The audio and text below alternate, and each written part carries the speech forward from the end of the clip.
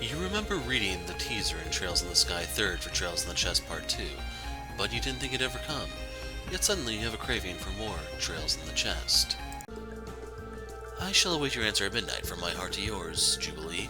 With the letter fully read, Cyril sighed, returned it back to its accompanying chest set upon its lap, and sank further into his chair, long legs spread wide in a most undignified manner. He rubbed his temple to ease his growing headache. Not that doing so eased it even a little, but old habits were dogged to perform as they would. Again and again he grumbled to himself, what do I do? Number 4 of 61, so we're running into these suckers really fast. The problem was now with the sender, Jubilee, a total stranger to him. It was with its receiver, Genevieve, his bride of 7 months, or is that Genevieve? I don't know. Number 5. Genevieve's father was a ruthless businessman who would do anything to make a profit, even wed his only daughter to the son of an Erebonian viscount. To him, quite regrettably, in Cyril's opinion. Number 6. The day of their wedding, she, beautifully pristine to a distressing degree in his eyes, had marched down the aisle at a stiff pace. When he lifted her veil, he'd seen no joy in her expression. When he kissed her after her I-do, her lips made no effort to return it. He shielded the cold scene from their blushing reception by cupping her cheeks in his hands and tugging her heightened hair out of its bun. It had certainly not been the wedding of his dreams, yet Cyril held deep sympathy for the woman, for from the moment he met her father he had seen that he loved his daughter in the way that nobility loved fine jewelry. What do I do? He moaned yet again, this time gently massaging the hoods of his eyes, which again eased nothing, for he was aware he stood in the way of true love between Genevieve and Jubilee. This was not the first letter Jubilee had sent, but it was the one that marked 1 year since their parting. His staff had intercepted them all at her father's orders. Not that it pleased Cyril to know they were coming. True love, something out of fairy tales, yes, but Cyril's heart always did pang with longing while reading them. He was romantic at heart, and now here he sat, the key villain in one seemingly penned to life. Well, not the villain per se, no, of course not. That was much too harsh. He was only 27 years old, not yet dulled in spirit by the constant tiresome politics tethered to life as an heir. Inner conflict refusing to relieve itself, Cyril thrust himself upward from his sprawled position and placed the chest atop his dresser. He still had some hours to decide whether or not to tell Genevieve about it. As part of a business venture pushed upon him by his father-in-law, Cyril and his wife were now in Beauvais to meet with its mayor. Its market was ever bustling, and property values around it continued to rise. Beauvais also happened to be where his wife's true love happened to live, and as he discovered upon finding the chest before his hotel room door this morning rather than hers, a mistake on the part of its sender. Jubilee was a stranger insofar that she and Cyril had never met. He did know of her, but only through the whispers of the staff who attended to him, and as with Genevieve, he felt deep sympathy for her. Perhaps we ought to meet and discuss this properly. Properly? Is there anything proper about a woman's husband seeking out her true love to discuss their options? Dear, oh dear, the headache he had. It was time to eat breakfast. Certainly he couldn't think of a solution to this conundrum on an empty stomach. He could sit on it. He had hours to do so, and there was work to be done today. Seemingly confident with this decision, Cyril gave the chest a light but defiant tap on its lid and exited the room. This is the right way to go about it, he thought as he went to rap on Genevieve's door. It is. Yet he paused his raised hand. Suddenly the conundrum grew twice greater in his mind. It's not. I know it's not. Confound it all! Nobility he was, and husband he was also, but part of Cyril clung to those wondrous boyhood fairy tales. This is the right way. Villain. You are a villain. She's my wife. You're more married to her father. He breathed deeply, deeply, deeply, and let out a whine while running his raised hand through his hair. He knew what he had to do, and if he had to be a villain, he may as well be a sympathetic one. Yes, Genevieve heard a knock at her door. She had been sitting upright at the edge of her bed, fully dressed in modest wear from head to toe, with her veiled hat set next to her as she read a book. No answer. Odd. She placed a bookmark and made a note of her last line. But it's not me they're after. It's what I'm carrying. Before standing and fiddling with minor creases and imperfections on her clothing. Number 25. She inspected her makeup, fixating on minor flaws that weren't there. She retrieved her hat, fitted with a black veil, and ensured not a strand was out of place. They weren't. There was no room for error. 26. Genevieve, a beauty in the eyes of all, had long been ruled by her father, an aggressive businessman who longed for profits and peerage. Even after marriage, her nervous habit of finding imperfections remained. Number 27.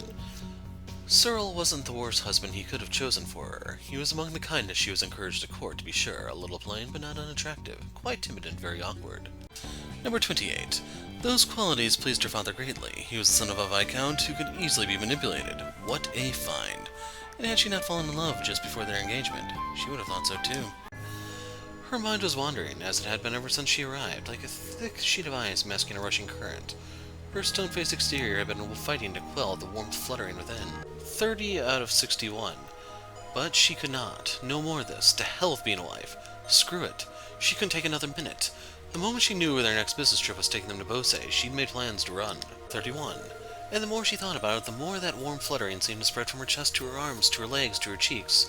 She was ready to burst. She couldn't wait to see her. Number 32. The last thing to do was to place the book she'd been rereading, an inspiring work that reminded her of an old friend she'd not seen for a year, in her bag. And with that, she was ready to leave her life for good. 33 of 61. Now riled, she swung open her hotel room door with more force than she was used to letting out. Perhaps she overdid it on the other side with a somewhat startled expression. Hands behind his back was Cyril. 34. Good morning, he stammered out a little too loudly to match Genevieve's fire. He then recollected himself in an effort to reset the mood between them. Would you, like to have breakfast with me? 35. I would not, she responded flatly. Cyril always took care to ask this, even if she rarely agreed to it. He frowned. If you don't mind, I have urgent business of my own to attend to while we're here. Alone. 36. We have a meeting with the Madam Mayor today. Will it take long? A pause. Genevieve wasn't used to explain herself, as she kept most of their actions as clipped as her words. It's with Jubilee, isn't it? 37. Genevieve's eyes grew wide. He knew her name. Of all the names that could have come from his mouth, it left her own hanging open, but she had to say something. She spoke firmly. How did you know? Number 38. I forbid it, Cyril responded with equal firmness. You're my wife. You're not to fritter away your hours with some other woman under my nose. 39. It was an unusually cold thing for him to say, giving Genevieve pause. When she glared, as she so often did rather than shout, he revealed the answer to her question, eliciting a gasp from her. 40. At last, he moved his hands from behind his back. Small enough to fit over his palms was a chest, one of a dark cherry-red wood framed with a steel that was painstakingly etched end to end with flore. 41. Genevieve recognized the craftsmanship right away. No one held the same love for carpentry as her one and only Jubilee. As she made a snatch from Cyril's hands, he raised it over his head. 42. Give me that, she demanded in a low tone, to which he only responded with an ill-suited snort. In the heat of the moment, she had no time to consider how strange it was. That isn't yours. 43. Does that make it yours then, he retorted. What if I happen to like the local carpenter commissioned a fine chest to store my trinkets? 44. Oh, shut up. Genevieve hopped just enough to grip it and pulled it downward. Both had their hands on the chest now, and neither one appeared to have any intention of letting go. And then, to Genevieve's shock, 45. Cyril burst into laughter. It almost caused her to loosen her grip on the chest, but his laughter became so ridiculous that he let go to muffle his mouth, allowing her to hug it possessively against her. She watched him, perplexed. 46. After an uncomfortable minute that left Cyril crouching on the ground with tears in his eyes, he let out an easy sigh and lifted his head to look up at her. I've never heard you raise your voice before. Not once. This perplexed Genevieve all the more. You've always kept your anger over this whole arrangement in. You've been so cold, and now look at you. I can't even act angry when you're like this. 48. Cyril stood and carefully reached for the chest with both hands, only to make her hug it more tightly. He paused, waited with patience. Moments later, she relented, understanding that he meant no harm. 49. He opened the chest on her behalf, and as though they had been overstuffed, a thick bundle of letters expanded and burst out until the wealth of them were scattered on the floor between them. 50. These are all the letters Jubilee has written to you since our marriage, Cyril explained. I always kept them with me. I knew you would never come to me willingly, so in a strange way, I was the best hiding place. 51. He then removed one specific envelope from his breast pocket and placed it above the lid. Whoever left this letter and chest placed it in front of my door instead of yours. You'd best read it. The clock is ticking. 52. And so she did, while Cyril regathered the other letters, giving her precious few minutes for the sheet of ice within her to melt and join the rushing current. Months of emotions had built into a sudden, colossal flood. 53. Her eyes whelmed with tears as she read, the first time Cyril had ever seen her cry. And while she was distracted, he took care to replace the letters in the chest and close it with due discretion. When she finished, it was all she could do to not keep her voice from shaking. Why? Why are you letting me read this? 54. Cyril set the chest in her palms, the newest letter nestled between them and the chest's bottom. He then leaned just so their foreheads barely touched. Eyes closed, he whispered, Take care, Genevieve. 55. In Bose, cramped between two of the most popular shops on the block, was a tiny, tiny building. Last year it had been in a terrible state. Cobwebs once adorned the windows, and insect droppings were commonplace. 56. It was now a more respectable location, and the building's owner had her true love to thank for it. And tonight, was the night that would determine if that love had been worth clinging to all these months. 57. At this moment, she swept the floors aggressively with butterflies flitting about in her stomach, legs, arms, everywhere, waiting for midnight to strike. Waiting, praying to Adios. 58. And then the door swung open, slamming against the wall, and there she was. Genevieve, she squeaked, dropping the broom on the floor, releasing a plume of wood dust in the air. Was she seeing things? It's still morning. Wait, no, you're here? It's not even midnight. 59. She couldn't even finish her sentence before Genevieve barreled into her chest to squeeze her middle. Jubilee, indelicate as she was, lost her balance and fell back to the floor, bringing about another surge of dust. 60. Ow, she groaned. Still, pain be damned, she could feel her Genevieve.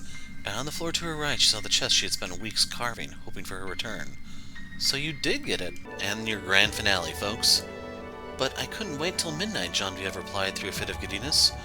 She lightened her hug, but only so she could plant a long-overdue kiss. I've missed you. Oh, I love you so much, Jubilee. Trails in the Chest, Part 2. End?